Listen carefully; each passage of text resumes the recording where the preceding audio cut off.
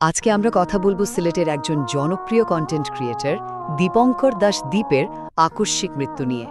আপনারা হয়তো অনেকেই তাকে চেনেন পারিবারিক মজার মজার ভিডিওর জন্য, বিশেষ করে তার মাকে নিয়ে বানানো কন্টেন্টের জন্য তিনি সিলেটে খুবই জনপ্রিয় ছিলেন। তো প্রথমত তার এই অকাল মৃত্যু। দীপ মঙ্গলবার মানে 11 নভেম্বর ভোরে মালয়েশিয়ার একটা হাসপাতালে মারা যান। এর ঠিক আগের দিন রাতেই কিন্তু বুকে ব্যথার জন্য তাকে হসপিটালে ভর্তি করা হয়েছিল।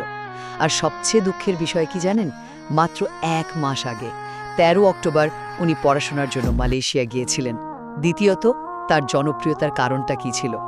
আসলে দীপের কন্টেন্টের মূল ব্যাপারটাই ছিল পরিবারকে নিয়ে বানানো হাসির ভিডিও।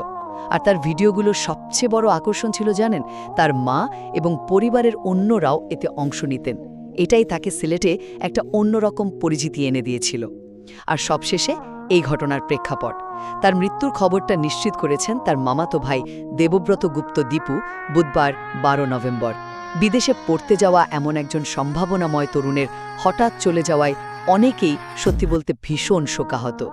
এভাবেই বিদেশে পড়তে গিয়ে এক জনপ্রিয় কন্টেন্ট ক্রিয়েটরের জীবন আর তার স্বপ্নগুলো একদম অপ্রত্যাশিতভাবে থেমে গেল।